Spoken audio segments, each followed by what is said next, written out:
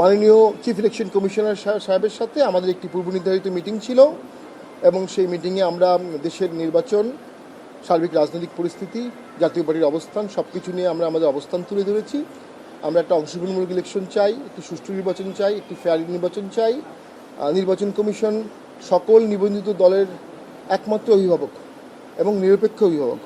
সংবিধান অনুযায়ী তারা সংবিধান বদ্ধ একটি কমিশন এবং তারা স্বাধীন, সংবিধান অনুযায়ী সম্পূর্ণভাবে স্বাধীন এবং রাষ্ট্র তাদেরকে সমস্ত জনসম্পদ দিতে বাধ্য এবং তারা যে আইন টাইনগুলো করবে সেগুলোও কোথাও চ্যালেঞ্জ হবে না এবং সরকারের অন্য সমস্ত অর্গান নির্বাচন কমিশনকে সহায়তা করতে বাধ্য থাকবে।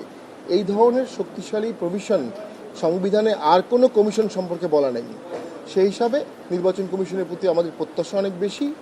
একটি দ্বন্দ্বময় সময় বাংলাদেশ পার করছে, একটি রাজনৈতিক টালমাটাল সময় বাংলাদেশ পার করছে। আমরা আশা রাখি এর মধ্যে নির্বাচন কমিশন তার নিরপেক্ষতা রেখে, তার শপথ বজায় রেখে সুষ্ঠু নির্বাচন করবে।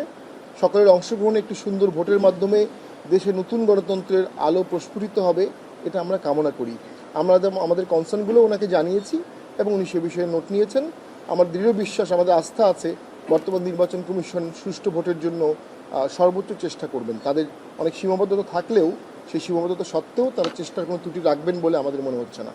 সুনির্দিষ্ট কোনো বিষয় কি আপনারা, যেমন অন্যান্য রাজনৈতিক দল বিভিন্ন কিছু বিষয় নিয়ে কথা বলছে, পিআর সিস্টেম, নির্বাচনী তারিখ, আপনাদের এরকম সুনির্দিষ্ট কোনো ছিল কিনা, সুপারিশ ছিল কিনা? পিআর সিস্টেম নিয়ে আমাদের আজকে কোনো আলোচনা হয়নি, তবে আমরা জানতে পেরেছি যে মাননীয় প্রধান উপদেষ্টা উনি একটি নির্বাচনের তারিখ জানিয়ে একটি চিঠি দিয়েছিলেন এবং সে মাফিকই নির্বাচন কমিশন কাজ করছে।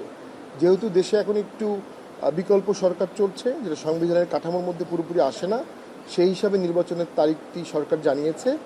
যদিও নির্বাচনের এই ধরনের তারিখটা অনেক ক্ষেত্রে নির্বাচন কমিশন থেকেই জানানোর কথা ছিল। তো আমরা মনে করি এটা কোনো সমস্যা না।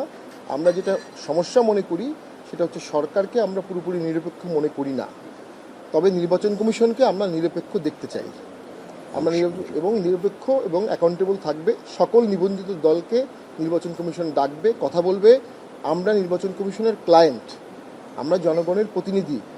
জনগণের ভোটের জন্য নির্বাচন কমিশন, রাজনৈতিক দল আছে বলেই নির্বাচন কমিশন আছে। রাজনৈতিক দল না থাকলে নির্বাচন কমিশনেরও কোনো প্রয়োজন নাই। সেই হিসাবে নির্বাচন কমিশনের শপথবদ্ধ দায়িত্ব সকল নিবন্ধিত দলকে ডাকা, তাদের কনসার্ন শোনা এবং লেভেল প্লেইং ফিল্ড তৈরি করা। এটি খুব দুরূহ কাজ। এই দুরূহ কাজটি নির্বাচন কমিশনকেই করতে হবে এবং সরকারকে সহযোগিতা করতে হবে, সকল রাজনৈতিক দলকেও সহযোগিতা করতে হবে। রাজনৈতিক দলগুলোর সহযোগিতা ছাড়া লেভেল প্লেইং ফিল্ড কখনো তৈরি হবে না।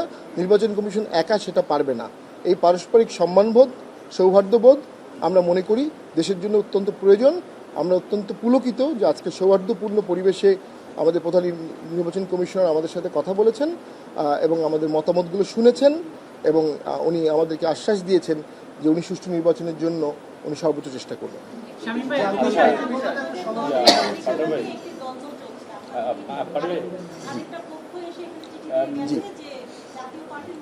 জি, আমি একটু সমন্বয় করতে চাই ওনার সাথে, ওনার প্রশ্নের সাথে। সেটা হচ্ছে আপনার যখন বলছেন যে অবাধ সুষ্ঠু নিরপেক্ষের জন্য নির্বাচন মানে বর্তমান সরকার স্বাধীন নয়, এর আগে কিন্তু একটা আমাদের দলীয় একটা মানে ভঙ্গুর অবস্থা তৈরি হয়েছে। এর আগে একটা চিঠি দিয়ে গেছে, আপনারাও আসছেন।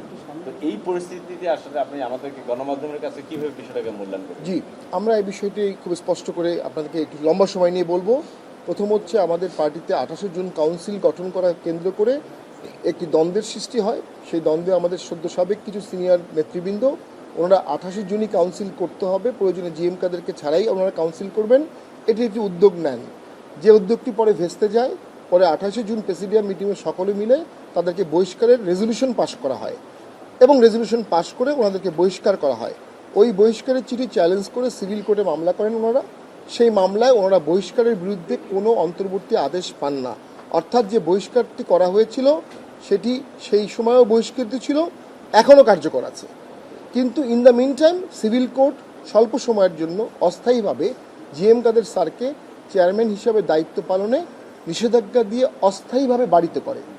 এই বাড়িতে করার সময়ে আমরা দেখতে পেয়েছিলাম প্রেসিডিয়ামের একটি বিকল্প মিটিং করে ভারপ্রাপ্ত চেয়ারম্যান নিয়োগ করা হয়। আমাদের সংবিধানের 20 ধারা মোতাবেক শুধুমাত্র চেয়ারম্যান, ভারপ্রাপ্ত চেয়ারম্যান নির্ধারণ করতে পারবেন, অন্য কেউ পারবেন না। এর কোনো বিকল্প আমাদের গঠনতন্ত্রে নাই।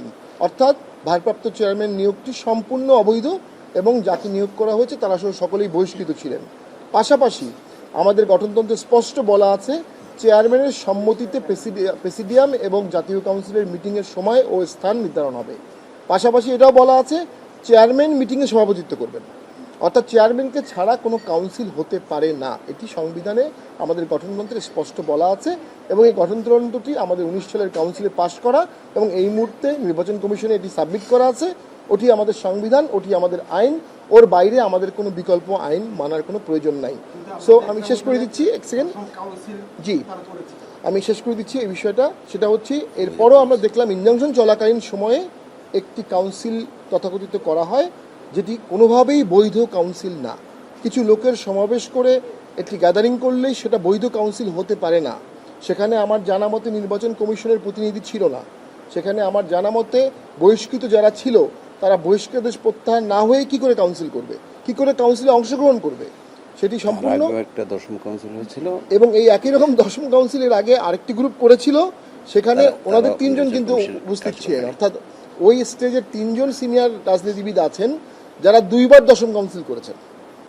তো এই বিষয়গুলো অবশ্যই বিব্রতকর, তবে আইনের চোখে খুব স্পষ্ট জিএম কাদের ছাড়া অন্য কারো লাঙ্গল পাওয়ার কোনো সুযোগ আইনে নাই। জিএম কাদের ছাড়া অন্য কারো চেয়ারম্যান হওয়ার সুযোগ গঠনতন্ত্র, আইন এবং আদেশের মধ্যে নাই। এটি সুস্পষ্ট আইনের ব্যাখ্যা। Thank you. শাহিন ভাই, একটা প্রশ্ন আছে, সেটা হচ্ছে গতকাল ইসলামী আন্দোলন নির্বাচন কমিশনের সাথে সাক্ষাৎ করেছেন এবং তারা বলেছেন এবং লিখিত দিয়েছেন যে আগামী জাতীয় নির্বাচনে জাতীয় পার্টির জন্য নির্বাচন অযোগ্য ঘোষণা করা হয়, নির্বাচনে অংশ নিতে না পারে, এই বিষয়ে তারা লিখিত দিয়েছেন এবং বিভিন্ন ঐক্যমত্য কমিশনের যে বিভিন্ন রাজনৈতিক দলগুলি ছিলেন তারাও কিন্তু আপনাদেরকে নির্বাচনে অযোগ্য ঘোষণা করার বিষয়গুলি তারা লিখিত আকারে দিয়েছেন এবং প্রস্তাবনা জমা দিয়েছিলেন। এই বিষয়ে আপনাদের বক্তব্য কি? দেখুন, আমরা মনে করি যে নির্বাচনে অযোগ্যতা ঘোষণার জন্য যেসব কন্ডিশন আছে নির্বাচনের আইনে আরপিওতে, তার কোনোটাই জাতীয় পার্টি পড়ে না। যদি জাতীয় পার্টি নির্বাচনে অযোগ্য ঘোষণার ক্রাইটেরিয়ায় না পড়ে তাহলে জাতীয় পার্টিকে কেন নির্বাচনে অযোগ্য ঘোষণা করা হবে? আর নির্বাচন মানেই তো সকল দলের অংশগ্রহণ, বহু মত বহু দল। জাতীয় পার্টিকে নিয়ে যে নিষিদ্ধ করার দাবি তোলা হচ্ছে, আমি এটা খুব দুঃখজনক। আমি মনে করি যারা এই দাবিটি তুলছে তারা এই দাবি থেকে প্রত্যাহার করে দেশের স্বার্থে জাতীয় পার্টির সাথে কাঁধে কাঁধ মিলিয়ে একসাথে আমরা দেশ গঠন সেখানে করব। তারা বলেছেন যে আপনারা আওয়ামী লীগের ফ্যাসিস্ট দোষী হিসাবে কাজ করেছেন এবং রাতের ভোট, দিনের ভোট, সন্ধ্যার ভোট সকল ভোটের অংশীদার ছিলেন আপনারা। ওই ভোটগুলোতে চরমনাই অংশগ্রহণ করেছিল 18 সালে, বিএনপি অংশগ্রহণ করেছিল, জামাত অংশগ্রহণ করেছিল এবং ওর মাঝখানে যে স্থানীয় সরকার নির্বাচনগুলো হয়েছিল, এখনও আপনি দেখবেন বাংলাদেশের অসংখ্য লোকাল গভর্নমেন্টে জামাতের নেতৃবৃন্দরা নির্বাচিত হয়ে এখনও আছে, যারা বিগত আমলে নির্বাচিত লোকাল গভর্নমেন্টে। তাহলে লোকাল গভর্নমেন্টে অংশগ্রহণ করেছেন কিন্তু 24 সালের জাতীয় নির্বাচনে অংশগ্রহণ করেননি। বিষয়টি আমি মনে করি অবশ্যই আমাদেরকে দোষ দেওয়ার কিছু নাই। আমরা ভোটে অংশগ্রহণ করেছি, অন্যরাও করেছে। আমরা মনে করি শুধুমাত্র ভোটে অংশগ্রহণের জন্য কাউকে নির্বাচনে অযোগ্য ঘোষণা করা যেতে পারে না। এটা গণতন্ত্রের জন্য ক্ষতিকারক, এটা দেশের অন্তর্বর্তীমূলক রাজনীতির জন্য ক্ষতিকারক এবং লেভেল প্লেইং ফিল্ডের জন্য ক্ষতিকারক। আর সকল দল যদি ব্যান হয়ে যায় তাহলে ভোটে কম্পিটিটিভনেস থাকবে না।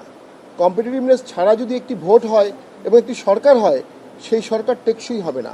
অর্থনীতি মুখ থুবড়ে পড়বে, পলিটিক্যাল হস্টিলিটি বাড়বে এবং দেশ আস্তে আস্তে আস্তে গৃহযুদ্ধের দিকে চলে যাবে। শেষ করি আমরা আইনি ব্যাখ্যাটা দিয়েছি, আমাদের লাঙ্গল জিএম কাদেরের পক্ষেই আছে, জিএম কাদেরের স্বাক্ষরেই আছে। আমরা আইনি ব্যাখ্যা